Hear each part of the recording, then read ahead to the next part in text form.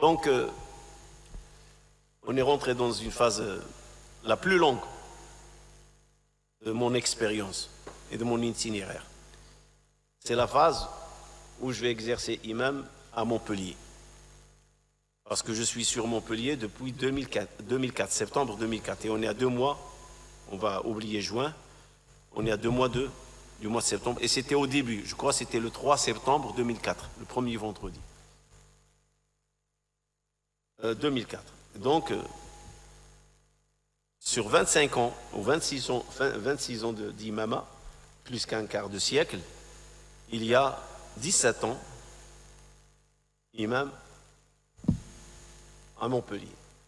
Il y a 10 ans à la Payade et 7 ans à la mosquée Aïcha. Donc c'est presque le 2/3 de mon expérience et de mon itinéraire d'un quart de siècle, il est sur Montpellier.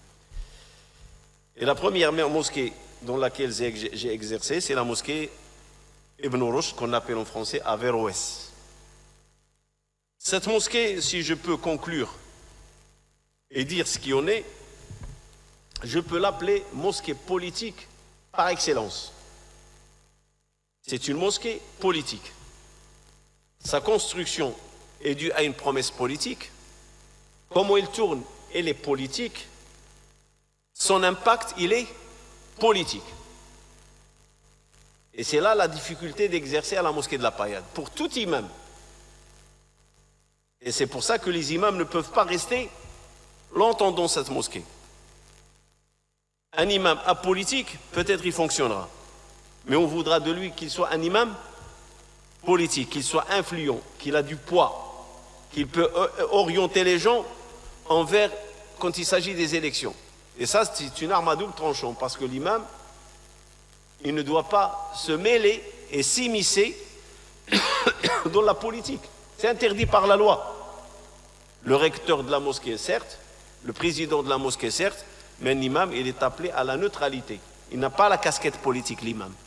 La casquette qui est dans un état laïque comme la France, elle est spirituelle, cultuelle, mais non politique. Il n'a pas le droit.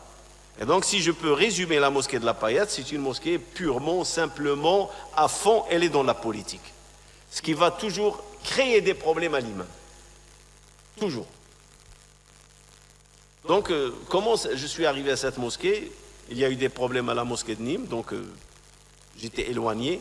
C'était en 2003, octobre 2003 exactement. Le ramadan, il est arrivé, ah ça y est, je me rappelle. Le ramadan, il est arrivé, c'était fin novembre, décembre, en 2003. Donc je suis, donc l'année, la Payade, 2004, le ramadan est entre mi-décembre et mi-novembre, non, novembre. Il commence en novembre et finit à décembre, parce que j'ai prié les tarawih. C'était ma dernière année où j'ai guidé les tarawih à Vauvert.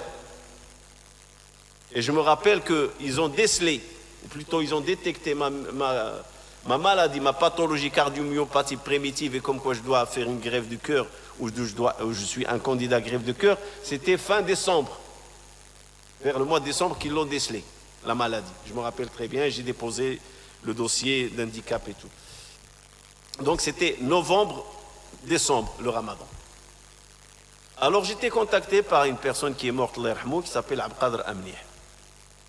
Et j'étais contacté pendant que je priais les tarawih à Vauvert. Il m'a dit, j'aimerais bien que tu viennes le ramadan, rompre le jeûne avec moi. Et c'était dans un restaurant qui appartient à Mustafa Mjdoul, qui faisait partie des Verts. Et c'était à Plan-Cabane. C'est un restaurant où il y avait la rupture du jeûne. J'ai rompu le jeûne là-bas, on a discuté moi et Amnir, il voulait savoir c'est quoi mes compétences, les conditions dans lesquelles j'ai quitté. Je lui ai tout raconté et qu'actuellement je fais imam à Vauvert. Donc on s'est échangé de numéro, il avait déjà mon numéro, quelqu'un lui a parlé comme quoi vous avez un candidat qui peut faire l'affaire et qui peut être un bon imam pour vous. Donc il m'a dit après le ramadan je vais t'appeler pour que tu puisses visiter la mosquée et savoir où tu vas exercer.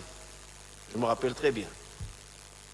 Effectivement, je suis venu en voiture, il m'a reçu, il m'a offert l'hospitalité, on a mangé chez lui, Et après le manger, il m'a ramené voir la mosquée. Et j'étais étonné parce qu'il était encore terrain. Il commence à installer les fondations, quelques briques rouges. Je me rappelle très bien. La mosquée de la Paillade, moi je l'ai vue à Verroise, je l'ai vue quand elle était encore un terrain. Et qu'ils sont en train d'installer les fondations, les premiers travaux qu'ils ont commencé. Et je me rappelle, c'était du brique rouge. Il m'a dit, voilà le lieu. Il m'a dit, je lui ai dit la salle de prière. Il m'a dit, plus que 500 mètres carrés. Je dis, ben, quand c'est prêt, vous m'appelez. Donc ça, c'était vers à peu près le mois de janvier 2004. La mosquée va être ouverte le 3 septembre 2004. Le premier discours que je vais faire, c'était le 3 décembre 2004. Durant ce temps-là, on était proche du mois de septembre. Moi, je croyais que c'était Amnih, le responsable. Un jour, il m'appelle, me dit, voilà, on va se rencontrer avec les responsables de la mosquée. Et c'était dans un restaurant qui était pas loin, là où il y a le hammam, c'est neuf. Il y a le pôle emploi à l'époque qui a changé maintenant. Ce n'est plus à sa place, il y avait un restaurant. Il y a un cinéma, un restaurant. C'était un restaurant d'un musulman. On a pris le dîner là-bas, le soir. On a mangé ensemble et j'ai fait la connaissance de Tahiri. Il m'a dit, c'est lui le président de l'association franco-marocaine. Ce n'était pas l'association Ibn Rushd, c'était l'association franco-marocaine. Il y avait avec lui un homme de tête blanche, cheveux blancs.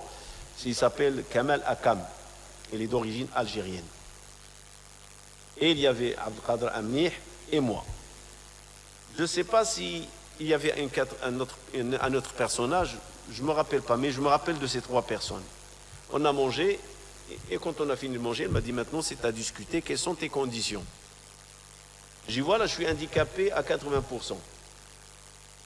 Il y a une maladie grave qui est le cœur. Donc il y a certaines choses que je peux supporter, et certaines choses que je ne peux pas supporter, mon cœur ne supportera pas. Ça c'est une. Donc, vous devriez faire avec quelqu'un que vous savez très bien qu'il est malade et qui prend des médicaments. À l'époque, je prenais 19 cachets par jour. Sur 24 heures, je prenais 19 cachets. Donc, vous devriez faire avec ça. C'est bon. Et j'avais ma carte handicapée, je l'ai sortie pour leur montrer. Le stationnement et le reste, je la portais toujours dans ma poche. Je dis, voilà la preuve. La deuxième des choses, il faut me protéger. Je connais ma nature, je connais la nature de mon discours et je connais la portée de mes mots. Et je sais que je dérange. J'étais conscient de la nature de ma personne. Et donc, il faut me protéger. Tahiri, il a parlé, il a dit, je suis avec toi quand tu as raison et je suis avec toi quand tu n'as pas raison. Tu es notre imam et tu as tout à fait le droit de demander qu'on te protège. Amnih va parler, il va me dire non, moi je ne suis pas d'accord avec Tahiri. Tu es dans la droiture, je te protège. Tu dérapes, je ne te protège pas, je ne te reconnais pas. Tahiri lui a dit non, c'est notre imam. Il a tort, on va lui montrer où il est son tort et on va le protéger. Il y avait un débat d'échange sur ce point-là. J'ai troisième chose. La mosquée, elle va devenir une mosquée pleine. Tahiri, il a rigolé. Il m'a dit, cette mosquée, elle va être pleine, parce que je l'ai vue construite. Il dit oui, il va se remplir. Il m'a dit non, c'est 600 mètres carrés pour les hommes. Je ne vois pas 1000 personnes et plus là-dedans. Et la mezzanine des femmes, il était, pour savoir, la mosquée, à son début, c'est un hangar. C'est pour ça que dans les plans, je vous ai dit, c'est une mosquée de promesse électorale de Georges Frêche. Et donc, il a créé ce qu'on appelle une salle polyvalente, parce que l'État, il est laïque, la municipalité, il est laïque, ils n'ont pas le droit de construire des mosquées. Donc, il a créé un projet salle polyvalente. Ce n'est pas une salle de prière, salle polyvalente, gérée par l'association franco-marocaine. Pourquoi franco-marocaine? Parce qu'il y a la mosquée Petit Bar, qui est gérée par une association appartenant à des Algériens. Donc il a voulu créer un certain équilibre entre les deux communautés, marocaines et algériennes.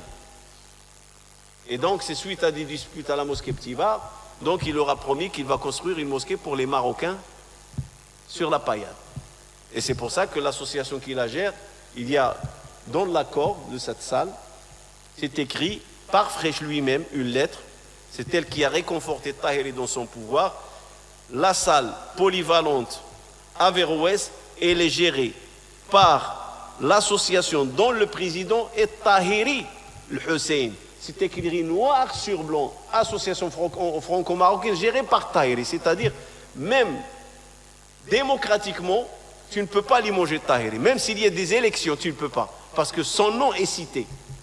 Il n'y a que Tahiri qui peut gérer. C'est ce qu'il a réconforté dans son pouvoir. Donc,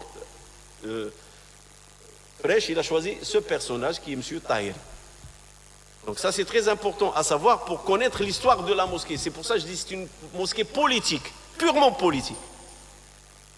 Et c'est une mosquée qui est d'ordre politique et le produit d'une promesse électorale.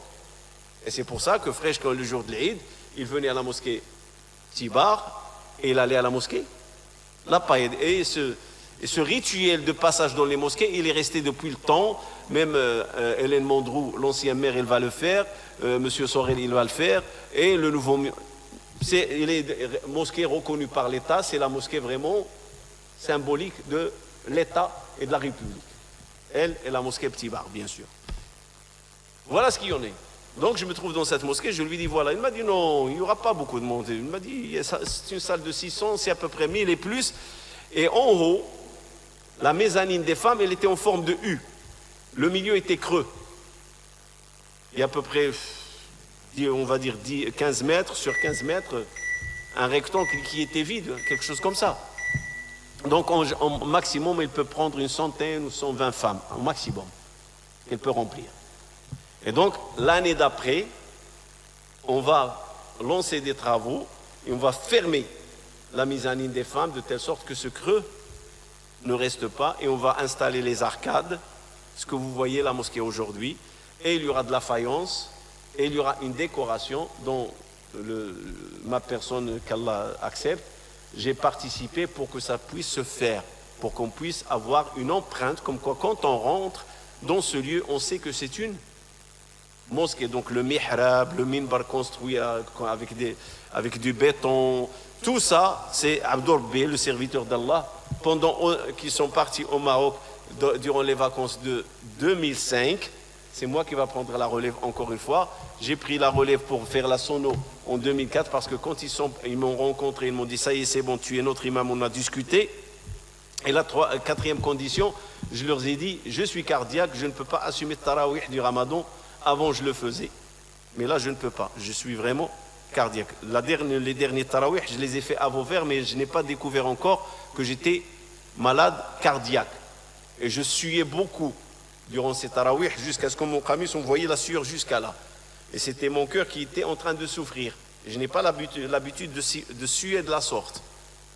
Et c'est juste après ce ramadan que j'ai fait les analyses et on m'a dit vous êtes malade cardiaque et votre cœur, il y a une fraction d'éjection de 25%. Mon cœur ne fonctionnait qu'à un quart. Alors, j'ai failli mourir. Mais Allah subhanahu wa ta'ala a voulu me donner longue vie. Et voilà donc, ils se sont mis d'accord que je deviens imam à la mosquée La Paillade. Et donc les conditions, je lui dis, elle va être remplie, cette salle-là va être remplie, il y aura du monde. Pourquoi? Il m'a dit, je dis Allah subhanahu wa ta'ala, c'est une des qualités qu'Allah il m'a donné. Partout où je m'en vais, j'exerce imam, il y a toujours du monde. Alhamdulillah. Ce n'est pas moi, c'est Allah. Et ce n'est pas ma personne qui attire. C'est ce que je dis qui attire. Les gens cherchent. Comme l'abeille, quand elle va chercher dans les fleurs, elle va chercher là où il y a le bon nectar. Les gens, croyez-moi, les musulmans, ils cherchent, ils entendent. Ah, telle mosquée, telle mosquée, telle mosquée. Il y en a qui sont motivés à aller dans une mosquée. Ils vont apprendre quelque chose dans un discours. Ils vont apprendre quelque chose dans un sermon. Je dis à Tahiri, moi je te promets une chose, que la mosquée, elle sera pleine et que l'espace, il n'y en aura pas assez pour recevoir tout le monde. Et effectivement, à la fin, il y avait presque 3000 personnes qui venaient prier le vendredi avant que je quitte cette mosquée. Voilà. Ça, c'est en grosso modo la démarche envers la mosquée d'Averroès, parce que c'est celle-là de cette partie de l'expérience qu'elle est riche. Je vous ai dit, c'est 17 ans sur Montpellier, 10 ans à La Paillade. Sur 10 années, je vais apprendre pas mal de choses. Je vais apprendre c'est quoi l'islam politique. Je vais apprendre quand les mosquées s'impliquent dans la politique. Je vais apprendre qu'est-ce que ça veut dire une élection électorale. Qu'est-ce que ça veut dire une promesse électorale. Je vais apprendre autre chose que je n'ai pas appris ni à Écodin, ni à Tourcoing, ni à Nîmes. Je vais apprendre que t'es demandé ou on veut de toi que tu sois un imam particulier. Et c'est dans cette mosquée où je vais apprendre que satisfaire les gens, c'est impossible. Je vous ai dit, mais j'ai fait dans tous mes pèlerinages, j'en ai fait 3, alhamdoulilah, et l'Amra. Et Wallah et l'Adim, j'avais deux invocations auxquelles j'y tenais.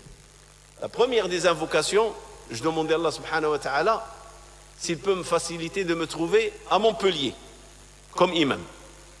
Allah est témoin.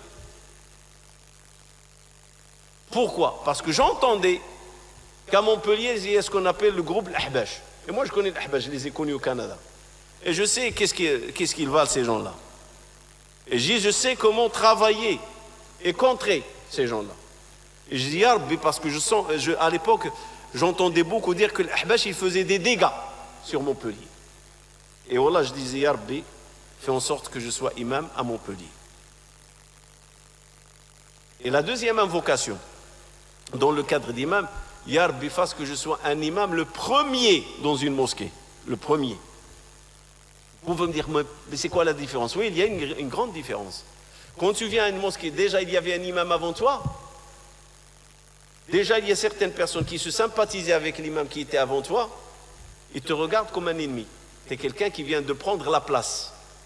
Même si l'imam il est parti de lui-même. Deuxièmement, il y a toujours un imam, il laisse un travail derrière lui. Et c'est très difficile de travailler derrière un imam.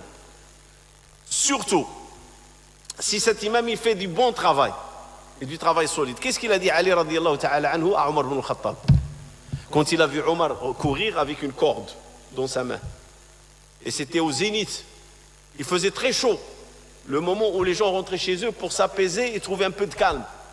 Omar il était dehors. Et Ali l'a vu. Il lui a dit, où tu vas, prince des croyants? Il fait très chaud. Tu cours comme ça. Il lui a dit, une chamelle parmi les chamelles d'Omon qui appartient au trésor public. Il a pris la fuite. Et je vais la chercher parce que je crains que les musulmans me demandent des comptes. Parce que c'est l'argent public. Et Ali le regarde, radiallahu ta'ala anhu, il lui dit, celui qui va venir après toi, il souffrira. C'est-à-dire, toi, tu es le prince des croyants. Et celui qui va prendre la relève après toi, les gens, ils auront toujours tendance à quand? Ah, Omar, il faisait pas ça. Ah, Omar, il était mieux. Ah, Omar, il faisait. Toujours, ils vont comparer. Et Sayyidina Uthman ibn Affan va souffrir. Qui est venu après Omar? Il va souffrir, radiallahu ta'ala anhu. Et Ali va souffrir aussi. Pourquoi? Parce que Omar, c'est un grand. Et là, tu as toujours peur comme imam quand tu arrives à une mosquée. Tu ne peux pas avoir le monfoutisme. Je m'en fous, celui qui était. Non, si le monsieur qui était avant toi, il a fait du beau travail, tu dois conserver ce travail et l'agrandir. Pas la détruire. Et tu seras toujours dans la comparaison. Et j'ai toujours demandé, je dis, Ya Rabbi, que je sois dans une mosquée où je serai le premier imam. Et donc j'ai demandé Montpellier, et une mosquée dans laquelle je serai le premier imam, et je n'ai pas exigé que ce soit Montpellier. Je suis arrivé à Nîmes en 2002, fin 2001 plutôt, et j'ai passé l'année 2002 jusqu'à octobre 2003. Et je dis, là, il m'a exaucé Nîmes, Montpellier, c'est 60 kilomètres.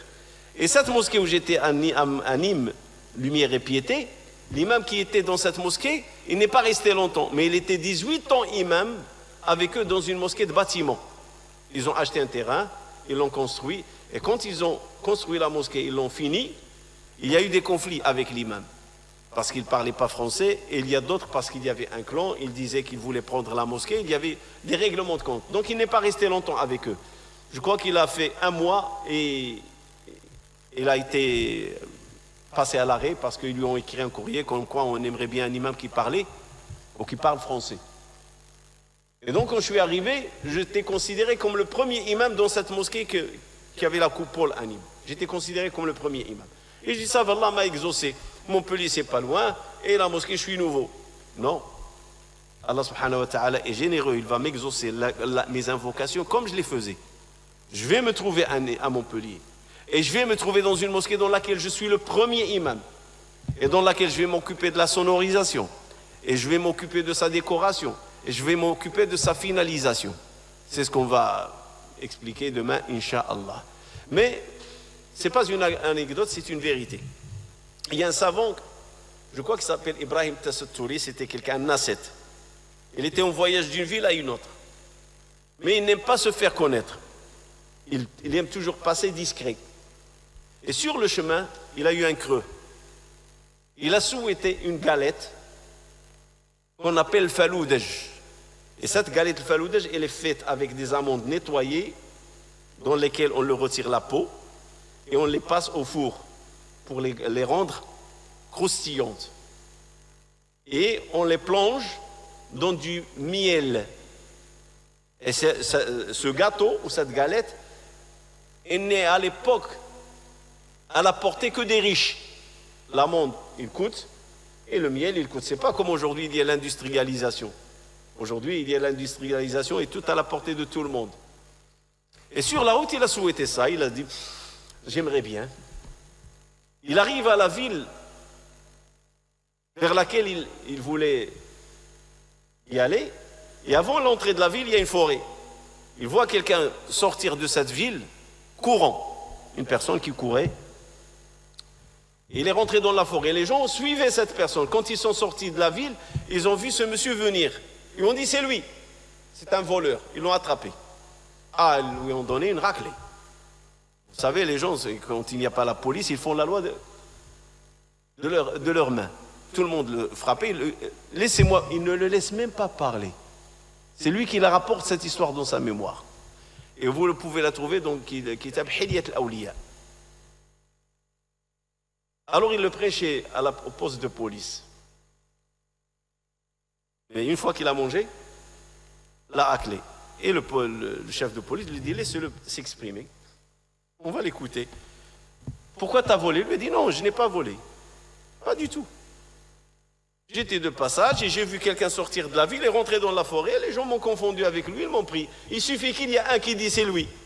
Ah, aujourd'hui, je vous le dis, aujourd'hui, à notre époque, vas-y dans on va dire par exemple, vas-y dans le sud, là, dans les marchés du sud. Il suffit qu'il y ait un qui t'attrape, dit c'est un voleur.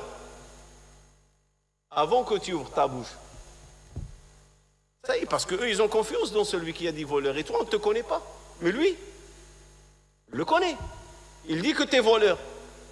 Le temps que tu te défends ou qu'il y a la police qui intervient, tu as déjà mangé la raclée. Peut-être que tu peux trouver même la mort. Et ça, c'est des gens de là-bas qui me l'ont dit. Malheur aux voleurs dans le marché chez eux. Parce que c'est des marchés sécurisés. Les gens se connaissent entre eux.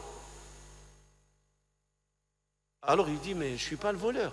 Mais t'es qui? Il lui a dit, voilà, je suis tel. Et le chef de la police le regarde. Il lui dit, oui, là, c'est... Nos excuses. Il a présenté les excuses, mais aujourd'hui, je suis l'hôte, tu es l'invité. Tu dîneras chez moi. Et ils ont présenté les excuses, il a pris chez lui. Il rentre, il lui présente de l'eau à boire et une galette. C'est quelle galette il lui présente? La galette d'amande qu'il a désirée. Il a fait languir pendant son voyage qui lui a fait couler la salive. Et quand il l'a regardé, il a dit qu'il fallait donner le prix pour y arriver. Il fallait la payer. Et comment il a été payé? Il a été payé en le considérant comme un voleur. Personnellement, je crois à cette histoire. Parce que mon souhait, c'est d'atterrir sur Montpellier. Et mon souhait, c'est d'être le premier imam dans une mosquée. Et Wallah, avant d'y arriver, j'ai payé la note. Et il y avait des problèmes. Et il y avait des accusations. Et il y avait de la polémique. Mais tout ça, Allah subhanahu wa ta'ala te prépare pour te trouver là où tu l'as invoqué. Allah décide comme il veut. Mais Allah ne fait que le bien. Mais nous, on n'est pas patient. Tu dis, j'étais éprouvé, j'ai eu des problèmes. Mais tout ça, Allah ne fait que le bien. Il faut qu'on puisse avoir le regard de l'œil de la miséricorde d'Allah subhanahu wa ta'ala. Allah subhanahu wa ta'ala est une miséricorde. Et aujourd'hui, à l'âge de 60 ans, je vois les choses mieux. Et je vois le destin d'Allah subhanahu wa ta'ala mieux. Et de plus en plus, j'ai l'intime conviction qu'Allah subhanahu wa ta'ala ne fait que du bien. Mais c'est à nous d'être patients Et c'est à nous de tirer les leçons dans la patience et la confiance en Allah subhanahu wa ta'ala. Subhana rabbika rabbil izzati amma yasifun wa salamun ala al-mursalin walhamdulillahi rabbil alamin.